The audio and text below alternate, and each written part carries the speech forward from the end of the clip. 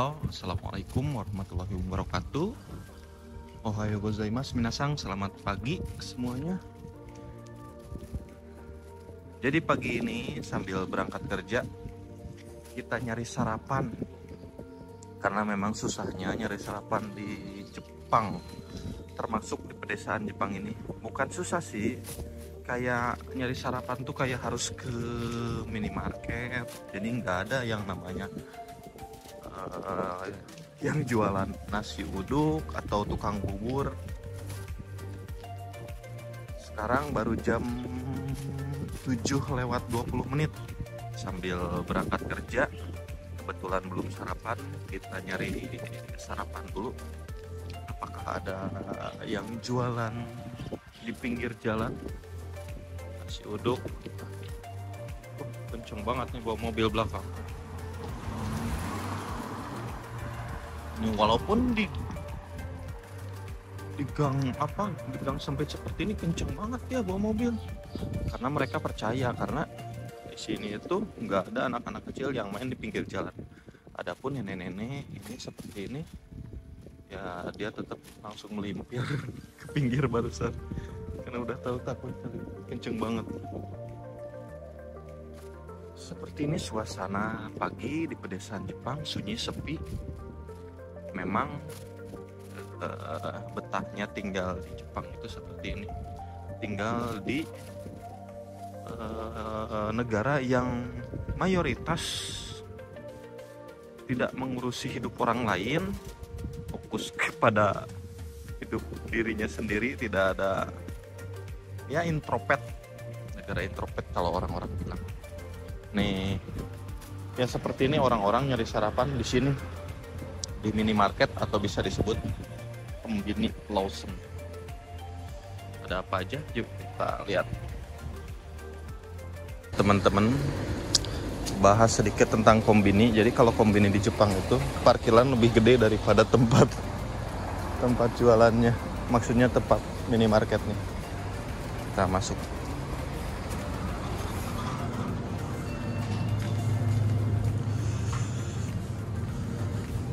Lumayan komplit juga, ada ya sabun-sabun kayak gitu, minuman-minuman.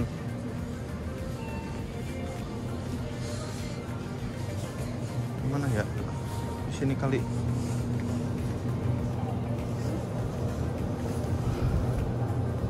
Tapi nggak ada nasi ya. Cuma mie kayak gini doang, teman-teman, buat sarapan. Lauk-lauk doang.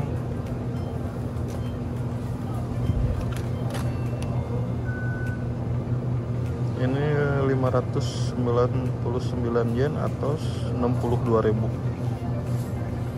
62 ribuan. Ini 62.000 segini, teman-teman.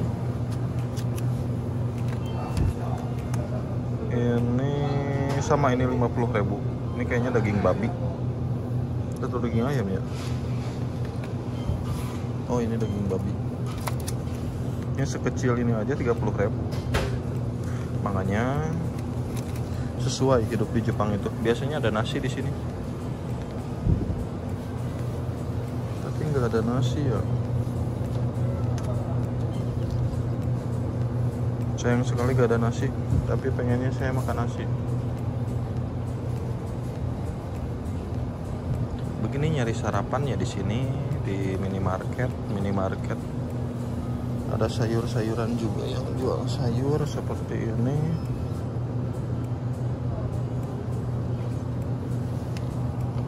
Ada kurma. Ini kurma bukan? Ini bukan kurma. Tidak ada ternyata. Stoknya lagi kosong.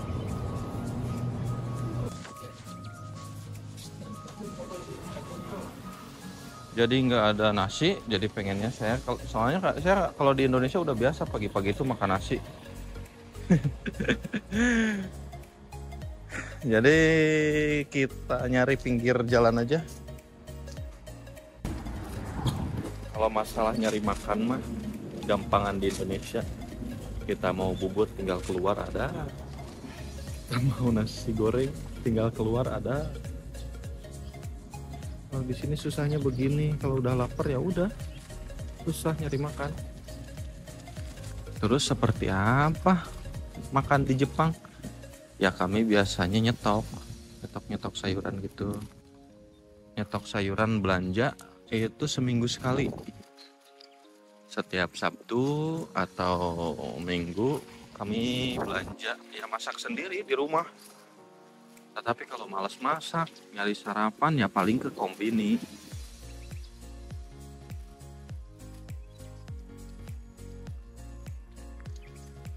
Kebetulan malam habis turun hujan, jadi ada sedikit itu namanya Wak. Apa ya?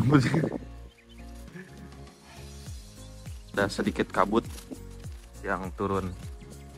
Seperti ini kayak tinggal di puncak Bogor ya. Nah, teman-teman, anak-anak sekolah di Jepang itu sudah terbiasa dengan jalan kaki seperti ini. Jadi nggak ada halnya yang bawa motor atau dianterin sama ibu atau bapaknya. Jadi orang-orang Jepang di sini itu udah aktivitas sehari-hari itu ya udah seperti itu, jalan kaki. Bukan karena mereka tidak sanggup untuk membeli mobil, untuk membeli motor, tetapi ya memang budayanya seperti ini sih. Padahal rata-rata di sini di Jepang ada yang punya mobil 2, 3 kan, satu rumah. Iya, bagusnya begitu sih. Jujur saja saya juga memang betah kalau tinggal di Jepang. Betahnya ya karena, waduh, kita harus mepet-mepet. Karena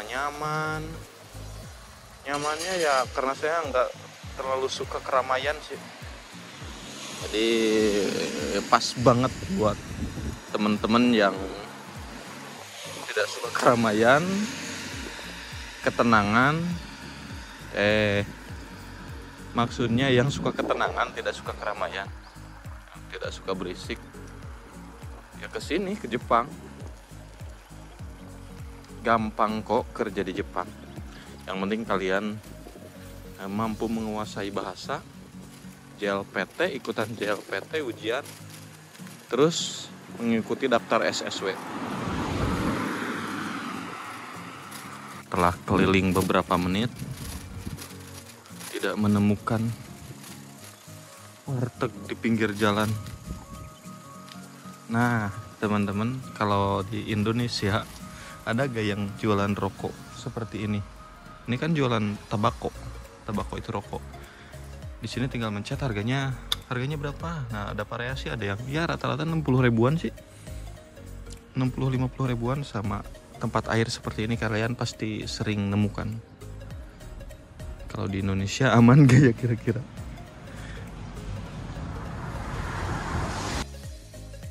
Nah, di Jepang, teman-teman, warga sekitar Jepang ini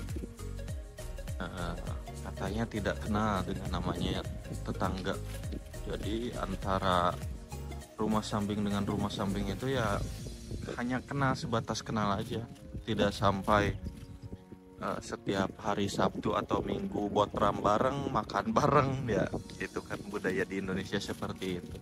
Tetangga yang akur, dibalik keakuran itu juga ya mengakibatkan Perang Dunia Kedua bisa jadi, karena saya juga merasakan tinggal termasuk di perumahan di Bekasi.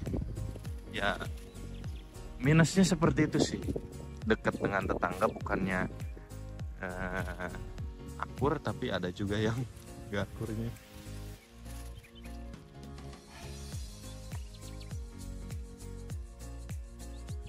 Seperti ini hidup di pedesaan Jepang.